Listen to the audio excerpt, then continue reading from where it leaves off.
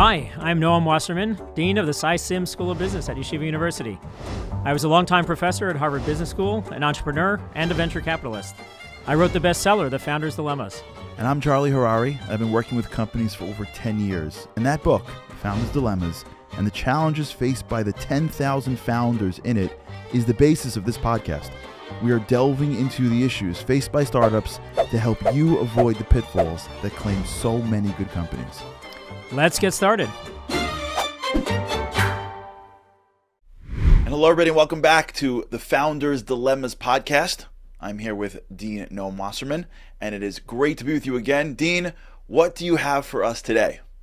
Today, Charlie, great to see you again. We're going to continue with serial entrepreneurship, but take a very different cut at it. We're going to be taking a look at Rav Noah Weinberg Zatzal, who was the founder, as I had mentioned last time around, of possibly, definitely on the short list of the most important Jewish organizations that's been founded the last few decades, Aish HaTorah. And so we're going to take a look at a bit of the path that he took. Let me talk about first why I was interested in this. There was a tweet that Rav Leibowitz, who is a close colleague of mine at Yeshiva University, he's the head of the Smicha program, very effective user of the online platforms to be able to disseminate Torah. And so a tweet that he had a few years ago that really caught my attention because it's right up the alley of some of the things that we're talking about. And that tweet was a quote from Rav Noah Zatzal: "Failure is not the opposite of success, but its precondition." Essentially, what I've learned as I start to understand a little bit better what underlies this, it was Rav Noah saying that my early failures as a serial entrepreneur are what set me up to be able to found an Aish HaTorah. Yeah. And a year ago, I was actually in Israel. I was traveling from yeshiva to yeshiva to talk with our students who were there, and we're going to be coming back to campus. And I put up that tweet and just asked, does anyone know who Rav Noah Weinberg Zatzal was?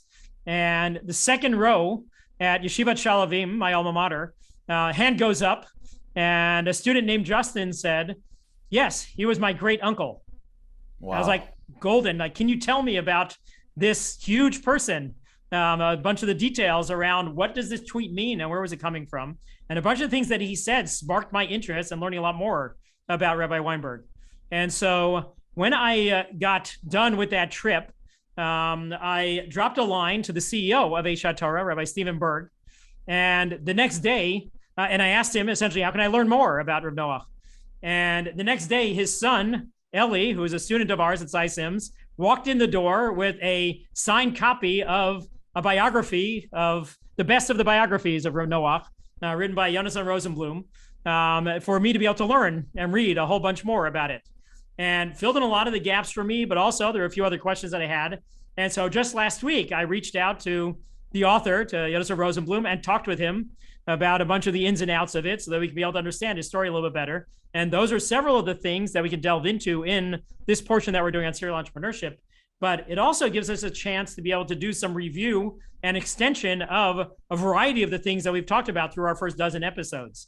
Yeah. And so let's take a look at a little bit of that lens at a bunch of the things as we understand Rav Noah's path and several of the other insights that it gives us into serial entrepreneurship. You know, I had an opportunity that God given to spend 6 hours with Rav Noah. When he was in the later years, he was spending time in America, and I had just gotten involved in Aish HaTorah, and the man named Jimmy Calland, who is in Israel, said, hey, I can get you into Rav Noah. I said, okay. They say Rav Noah, and it's like not really Rav Noah Weinberg, it's Rav Noah Weinberger. You know what I'm saying? Like when they pull that move on you, I'm like, is it the actual Rav Noah? He's like, no, it's the real one. I'm like, the real one? He's like, yeah. So I spent 3 days, 2 hours a day, 8 to 10 in the morning, Monday, Tuesday, Wednesday. I want to say like it was 2005. And in that 6 hours that changed my life, he spoke about his failures. And it was unbelievable the way he spoke about them. And he told me a little bit of the story, which I'll splice in here. But it was very much, he lived, and even later in his life, after he's achieved all that success, he saw his failures as a badge of honor that he carried with him, up to that point.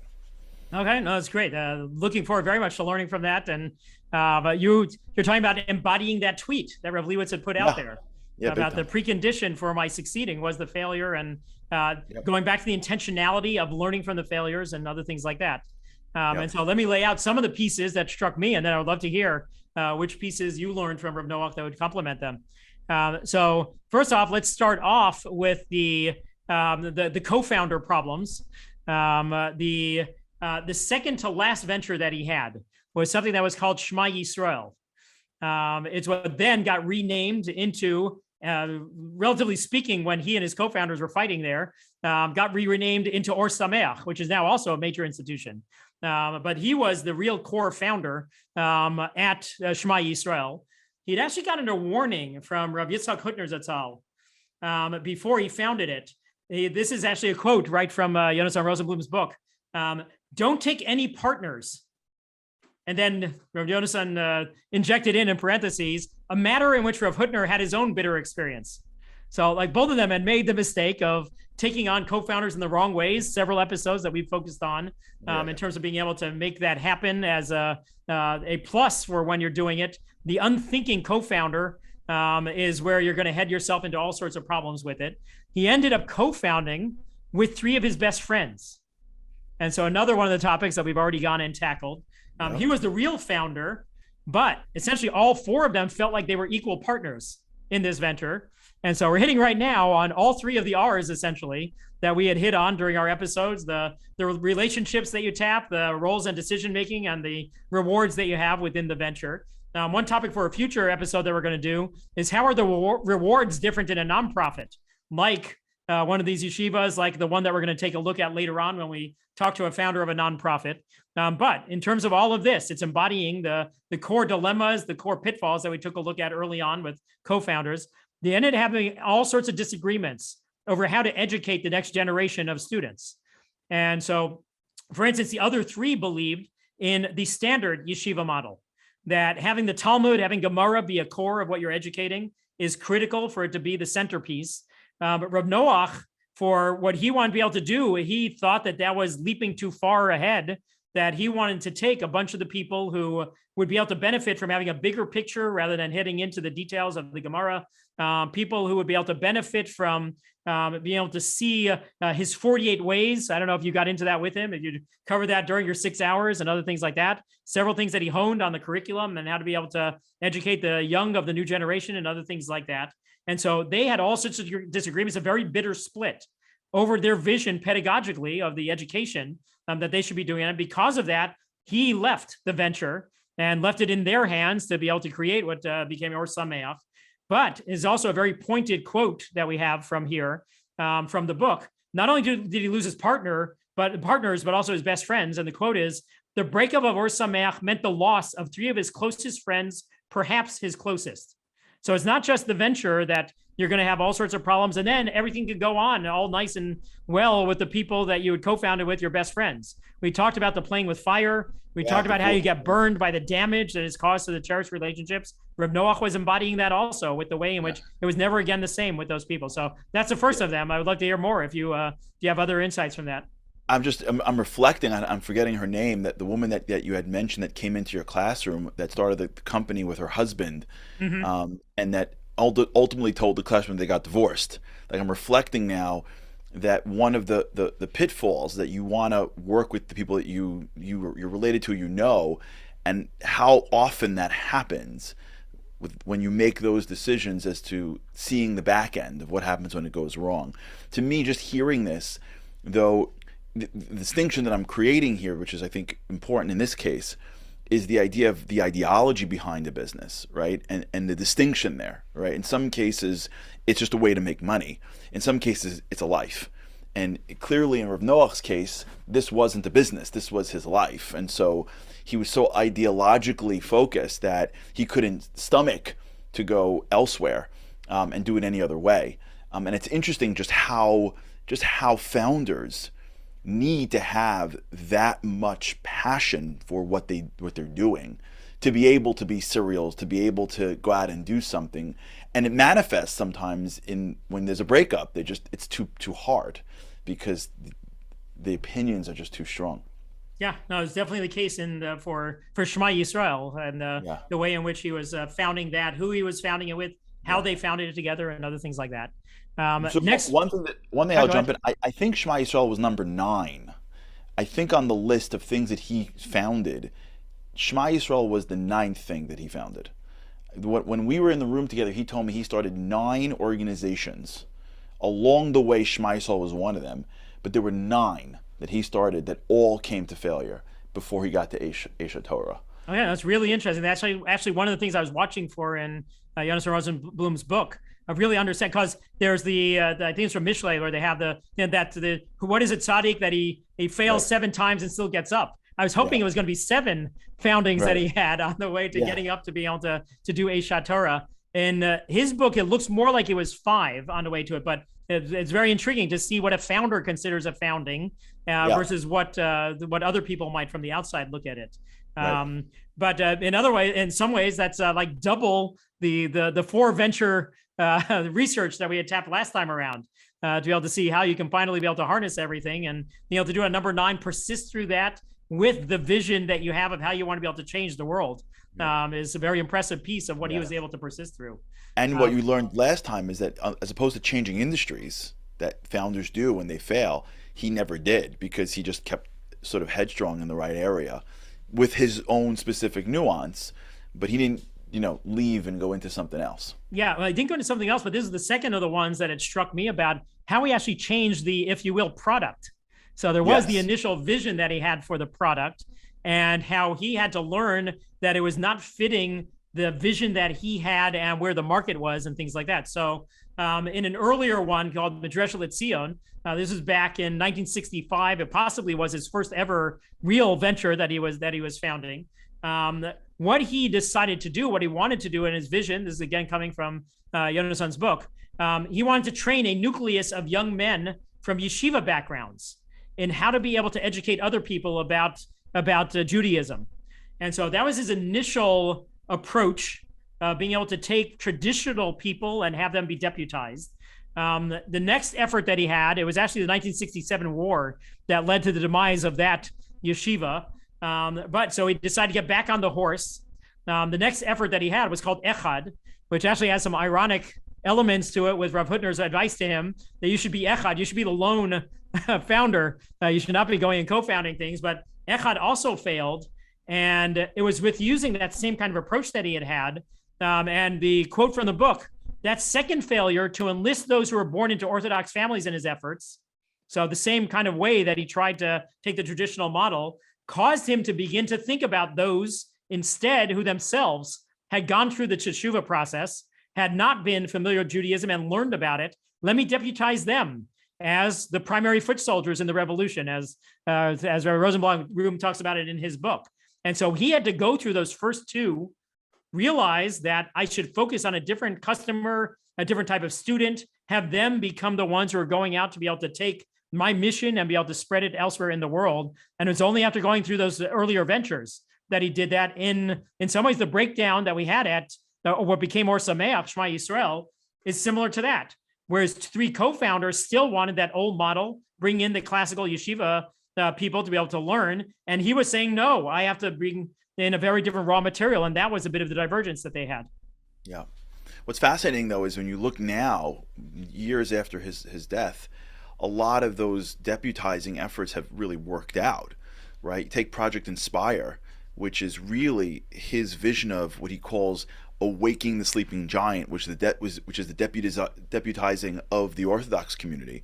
So it didn't play out the way he thought so in 1967. It took him until the early 2000s until he was able to push the agenda forward at the end, if you will, of his career, and then handed it to other people, or other people took the ball. And now look at this organization, right? It's now a massive organization. That was part of the vision. So I wonder if in some of the data that you find that even in the failed ventures of the serial entrepreneurs, if these failed ventures actually do come to life, even in different form later on, like you never forget what you wanted to do. And now at the end of his life, with more gravitas and more resources and more students, right? He think about how many things came out of Aish HaTorah, like Hasbara and all these other sort of separate organizations really came from his work at Aish. And I wonder if that was, and I wonder if we now are connecting dots, if the failures of the early organizations really were just the seeds of the future organizations that didn't have the right, roots that needed to take form for it to show fruit. No, I think the seeds approach is exactly what was coming through in that tweet that we started off with about him, the reflections that he had on how it coalesced, the lessons that we saw last time around from Evan Williams, from Lou Cerny, about intentionality around learning is going to pay dividends when it comes to being able to have that eventually happen. The thing, though, that in some way, when you're talking about that the early failure and stuff, just having the founder decide that I'm going to try again is a key piece of it. One of the key things that came out in the data set that we talked about last time around is the people who drop off. They don't try a second one. And a lot of times it's because they just decide this is not for me. I misread my capabilities. This is harder than I thought, and other things like that. To come back 9 times, if you will, or even 5 times is remarkable. What you keep and what you dispense with is a critical part of the art of being that serial entrepreneur. And that's a bit of what you're talking about here. Yeah. So we've gone through a little bit on some of the things that we've talked about before. Let's talk about one that maybe didn't change that much for him, but it was honed a little bit. That's the passion thing that we keep, coming back around to. On the one hand, and you got a firsthand read on this, he never lost his impatience to impact the world. Everything went slower than he wanted. He really wanted to, he had set like a very aggressive goal in the amount of time that he's going to be able to revolutionize the world, and got very impatient from not hitting that timeline or anything like that. But he did learn a little bit along the way about what a more realistic pace would be. Being able to moderate it slightly for the realities of the world and the people he was going to involve and other things like that. And so for me, that had a little bit of the echoes of the early things that we talked about, with making sure passion doesn't become all a minus, that it doesn't blind you to all of these things, having a little bit of the reality, the head that's checking the heart.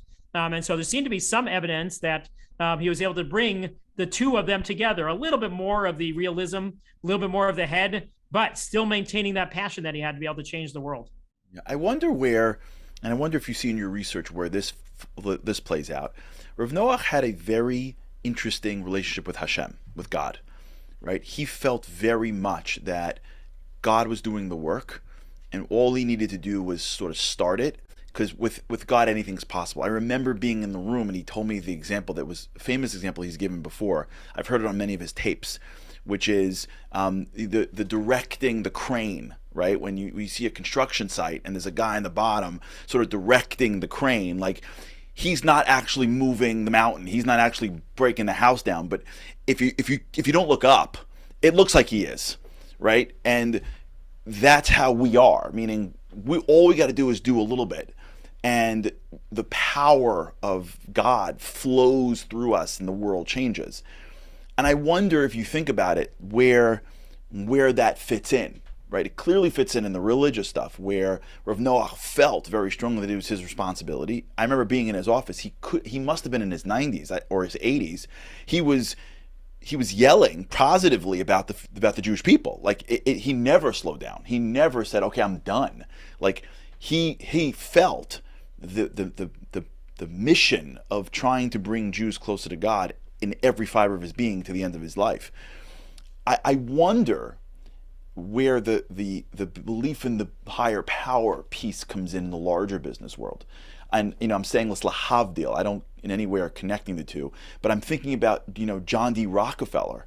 And if you look at his life, and he did things that I think were nefarious, and I don't think, if you look through the development of Standard Oil, would you say that was a company filled based on ethics? But John D. Rockefeller very much believed that it was God's will that he would, make all this money so that he can give it away. So, and even if in the beginning of Standard Oil, the deputies did get that sense of we're on a mission. And I wonder how that plays. I wonder how that plays in a secular business marketplace, where I'm on a mission, I have a higher power with me, I have spiritual resources. This is not just physically happening or not going to happen. There's another matrix that I'm going to engage in that's going to go beyond nature to enable my success, and how that works in terms of entrepreneurs' success in the larger business world. Yeah, so you're taking us back to the last episode. We talked about the founder side of it. In Hebrew, lo alecha hamlacha ligmor. Start it, even if you're not going to be the one to take it all the way. We talked about it through the lens of the successor CEO, the one who will take it from there and be able to write it over to an exit and things like that. What you're framing it as is, in terms of Rav Noah's perspective on it, I am the one who is starting it, and then lo alacha amlacha ligmor, I don't have to finish it because Hashem will take it from my hands and be able to continue the work that I've been able to start. And how to be able to become a partner with Hashem, how to be able to have the ways in which we're putting in the hishtadlus, in which we're putting in the effort that enables the ball to get rolling and then to continue, but where we're able to partner in a way that with the ultimate partner in being able to change the world. You're also teeing up something we're going to get into, exits, and how you be able to use the money that you have with it. There was actually a very interesting shiur, a very interesting Torah class I was listening to recently from Rav Shai Shachter, talking about a question that someone who had just exited asked about taking my Meiser, my 10% from my exit. I got a lot of money from it and how to use it at best. That is embodying a lot of the right orientation of, I've been given this money as a gift to use in the right way. And how can I be able to do that now that Hashem has given me the gift of getting to an exit? And so we'll get into some of those types of questions when we get into the tail end of the process that we've been looking at the end of the entrepreneurial life cycle with the exits. Great. Okay, so teeing it up, we've talked about a bit of the broader examination of exit options that's still yet to come, how to decide around it and other things like that. And also we'll get into other ways to enter into entrepreneurship. The entrepreneurship by acquisition, being able to buy an existing company and being able to use that. That's, again, the person who's going to be able to take the ball from the founder and be able to continue it into being able to heighten the impact and be able to reach the potential within the venture. Well, thank you so much for this episode. And for those that are joining us, you'll hear from what we just said in many episodes coming forward. Hope you enjoyed this one in specific on Rav Noach, and there's so much more you can learn about Rav Noach. What's the name of the book again? So the book, actually, let me grab it from under my laptop here. The title, very appropriately, is Rav Noah Weinberg. It's Torah Revolutionary, and it's by Yonason Rosenblum. And he was everything of a revolutionary. It was really an incredible thing. Thanks so much for joining us on the Founders Podcast. Stick with us on all of our podcasts. You check out the ones in the back. It'll help understand, because each of these podcasts are actually interconnected. And we look forward to seeing you next time.